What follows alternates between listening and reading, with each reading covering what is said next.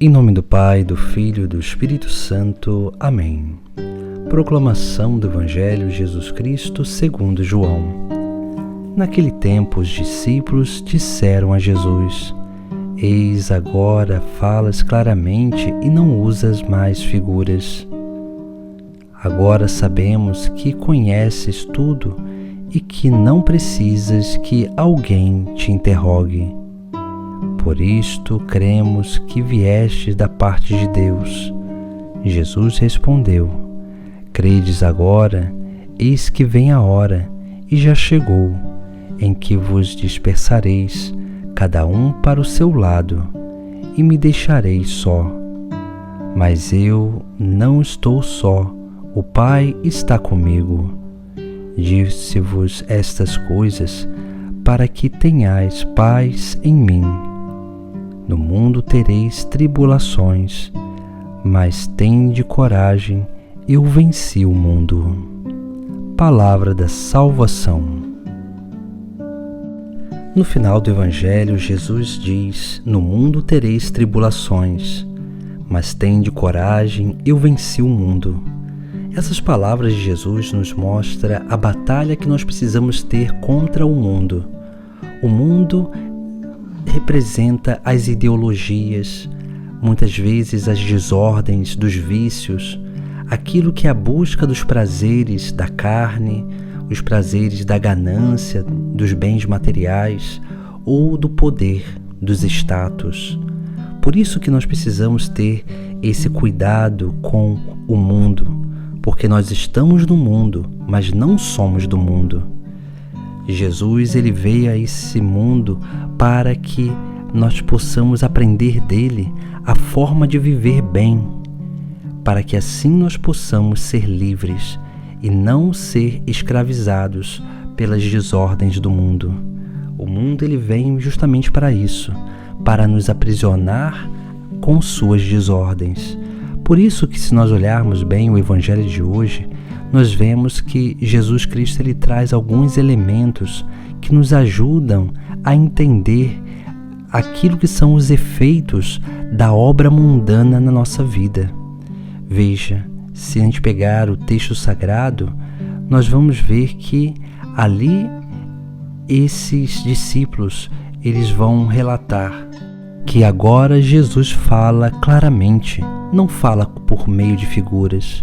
Ou seja, quando nós vamos nos aproximando de Deus e vamos cada vez mais se distanciando do mundo, nós nos tornamos dóceis a compreender, a entender tudo aquilo que Deus nos fala, tudo aquilo que Jesus Cristo nos fala. Por isso que quando Jesus Cristo fala por figuras, esse falar por figuras significa que Ele quer uma intimidade maior com Ele, para que nós possamos entender a profundidade do ensinamento dessas figuras. Depois, nós vemos no texto sagrado, onde Jesus prediz que os discípulos iriam se dispersar e iria deixar Ele só. Mas Ele não está só, Ele está junto com o Pai. Por isso que esse segundo efeito da ação do mundo na nossa vida é justamente isso. O mundo, ele tenta nos fazer dispersar, ou seja, o mundo tenta nos distrair para que a gente fique disperso e não busque o caminho de salvação, ou tire o nosso foco da meta eterna.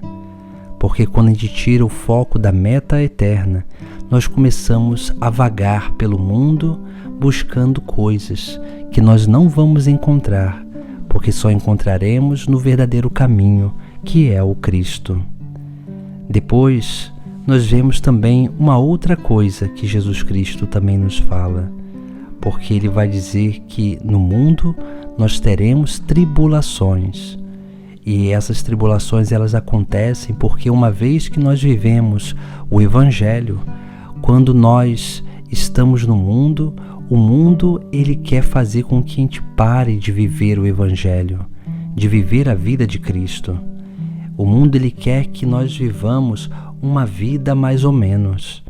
Mas quando nós desejamos viver uma vida santa, uma vida de crescimento espiritual, de unidade com Deus, nós teremos tribulações, porque o mundo vai nos atacar de todas as formas para tentar nos desanimar, nos fazer desistir do bom propósito.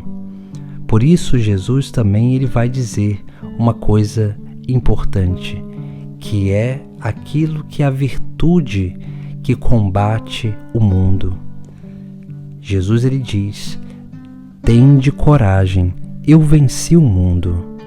A palavra coragem, ela é importante dentro do texto sagrado, porque o corajoso é aquele que age com o coração. É aquele que realmente reflete no mais profundo do seu coração e age segundo uma boa e reta intenção. Essa é a forma de combatermos o mundo, através da virtude da coragem, porque a virtude da coragem, ela nos faz buscar as outras virtudes, porque faz com que a gente coloque esforço naquilo que é o nosso propósito, aquilo que nós queremos alcançar. Por isso que agir de coração é tão importante, porque uma vez que nós agimos de coração, nós teremos sempre uma reta intenção.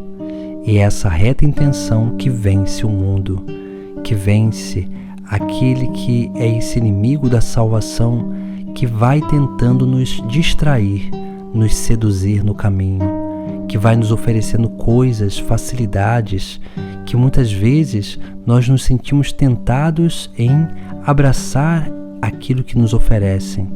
Mas quando nós permanecemos firmes na nossa doutrina, na nossa fé, nós não trocamos o reino dos céus por qualquer coisa, mas nós começamos a entender que a nossa vida é um sinal de Deus.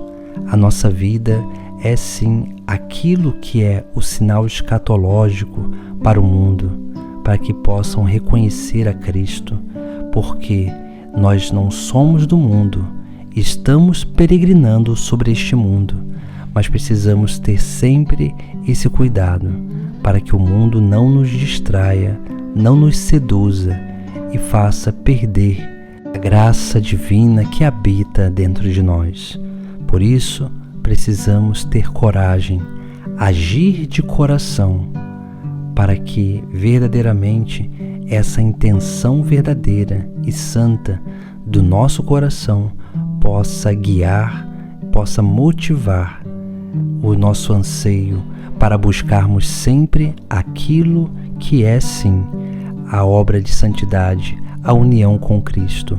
É dessa forma que nós vencemos o mundo, ou seja, é dessa forma que Deus vence o mundo em nós, para que assim possamos permanecer fiéis e dedicados ao caminho, ao discipulado, para que no momento que Jesus Cristo nos quiser enviar em missão, possamos sair para anunciar a boa nova da salvação. Em nome do Pai, do Filho e do Espírito Santo. Amém.